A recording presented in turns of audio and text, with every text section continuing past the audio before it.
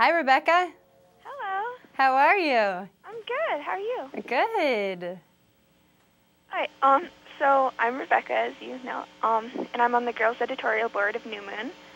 And I'm not sure how much you know about New Moon Girls, but we're a magazine and website that focuses on empowering girls and stuff to do what they want to do, really. Sounds good. I love it. Yeah. So how would you say that girls could follow their skateboarding and winter sport dreams or goals? How to follow your snowboarding winter goals? Yeah. Do you have any recommendations if girls want to? Absolutely. I think first coming up with goals is so important with everything you do in life, whatever it is you're doing. Coming up with goals, long-term goals and short-term goals, so that you have a clear direction with where you want to go and what you're working towards. And then, my advice is always put everything you can into that. And obviously it's your passion and you love it, so really put all of your energy and all of it into those goals. And whatever you're doing and whatever your goals are, you're going to be successful because you're doing what you love, and that'll automatically, attract that awesome energy and just put you on the right path. Thank you. Do you have any goals of your own right now? I do. I have many goals, long-term and short-term. One of them is I really want to get a backside 900 for the X Games this winter. I was working on it a little bit this summer, and it's something that I can definitely do. I know it, but it's just going to take a little practice, and it's something I've never done in the half pipe before, so I'm really looking forward to kind of mixing it up and working on this trick. Oh, great. What about your environmental improvement goals and stuff? I know you're really active with helping the environment. What do you think girls can do to help with that? Yeah, well, definitely. For me, being a professional snowboarder, I am chasing the snow year-round, and so the environment is so important to me, and especially because of some of the things I've seen throughout my travels in the last 10 years, the effects of climate change. So there's so many things all of us can do on a daily basis, from using a reusable water bottle, bringing a reusable bag with you to the grocery store, carrying reusable food containers with you, instead of using to-go containers when you go out to eat. Then also just walking more, using the car less, turning your heat down in the winter and just putting on extra clothes, and same thing in the summer, not doing as much AC and there's so many things. What else? What else? Those are a good start, but I've actually started, I just recently went to Colorado and gave a couple speeches on the environment for the first time and created this 21-day reusable challenge. And I've challenged people to commit for 21 days to not use, there's 3 categories. 1 is the reusable water bottle, 2 is the reusable bag at grocery stores, and 3 is the reusable food container. So I think that's an easy way for people to kind of wrap their heads around 3 big things that we can all do. And the idea is that it takes 21 days to build a habit. So, anyone can do anything for 21 days. It's still going to be a challenge, but it's something that you feel like you can do. Yeah. Thanks. What advice would you have to girls who want, we already kind of covered that, who want to do any of their goals or whatever, not just, never mind. Sorry. That's okay. I'm confused. Oh, how do you balance snowboarding and everything with everything else? Because you're really active doing a bunch of different things. Yeah, that's a really good question. It's so important to learn how to kind of balance all of the different aspects in your life, and I feel like as you get older, you get more responsibilities and you have more projects that you have to juggle. So it's all about sort of compartmentalizing and being organized and scheduled, and whatever you're doing, just being in the moment with that and focusing on the task at hand. and then move on to the next thing. But just always being in the moment and just planning ahead and being prepared. Are there any like little habits you think are helpful to remember? I think the best one for me is kind of scheduling out what you want to do in your day when you wake up in the morning, or even as you go to bed at night, planning ahead for the day ahead. Because then you kind of write down what it is you want to do, what you want to accomplish, and so that will keep you kind of headed in the right direction the next day. Yeah.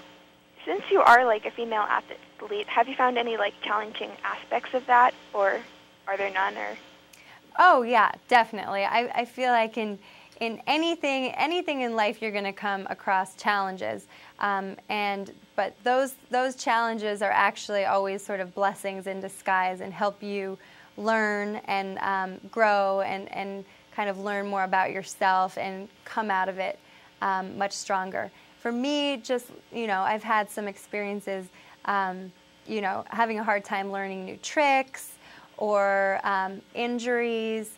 In snowboarding, sometimes, it seems like this very glamorous sport and we've got it made, but there's definitely some hard parts to it where, you go out and it's really cold, like in the negatives, and you've got to compete and the half pipe's really icy, and it's kind of scary, and you just kind of have to overcome those things and think positively and do the best you can.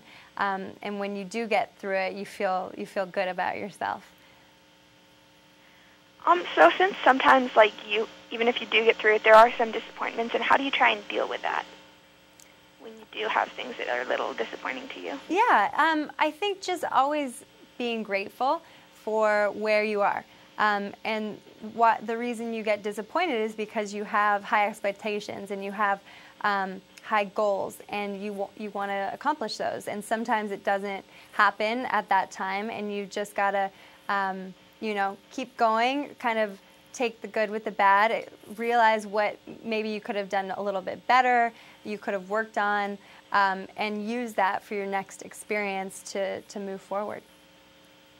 Yeah. Do you want to tell a little about your Unstoppable movement that you're part of? Definitely.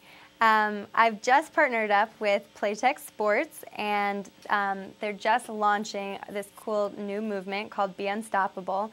And it's all about celebrating physical activity and kind of shining the spotlight on women and girls in movement and the confidence that you sort of gain when you are in movement.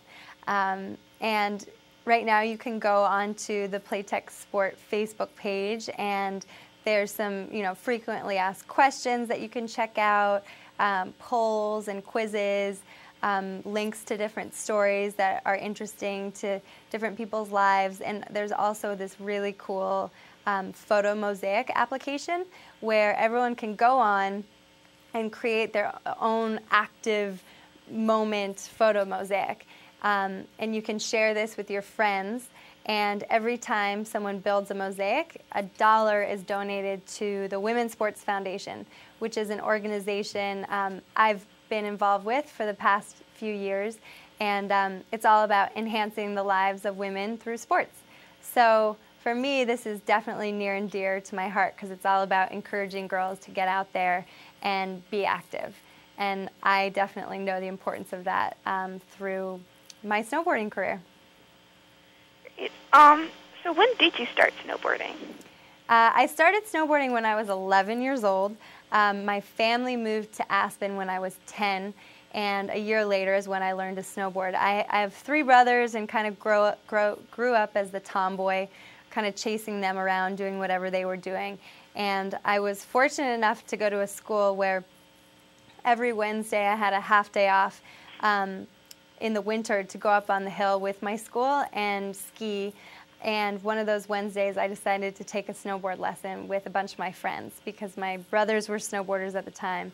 And I wanted to try it out, and that's when I learned. And I automatically, it was hard for me like it is for everyone. I fell on my butt a lot. but I had a lot of fun, and it was this cool new challenge, and I was totally hooked. Do you think that says something for trying new things, even if you're not quite sure how it's going to go at first? Yeah, absolutely. I always encourage people to, kind of step outside of your comfort zone and do, excuse me, and do things that kind of are out of your ordinary and kind of push you physically or mentally, because it's those things that are going to kind of help you grow and expand and reach another level that you never reached before. So you did win a silver medal in Italy in the Olympics, and how did that really feel for you to achieve that? Yeah, it was amazing. It had been a goal and a dream of mine to be an Olympian ever since I was a little girl. So just to have made it to the Olympics and to have competed was such an honor. And there's nothing like competing in front of the world and also representing your country on the world's largest stage. And I had always admired the Olympians, watching the Olympics on TV. So it was just such an honor. And then to have gone and ridden the best that I ever had ridden at the time, and to have gotten a silver medal was just kind of the icing on top of the cake. Yeah. Yeah. Wow, so, do you think really, I'm totally blinking here. Sorry. That's okay. You're doing awesome. You have lots of good questions. Yeah. I think that's about it for everything. Okay. Well, thank you. Okay. No, thank you so much. Have a great day. Okay, you too. Goodbye. Bye.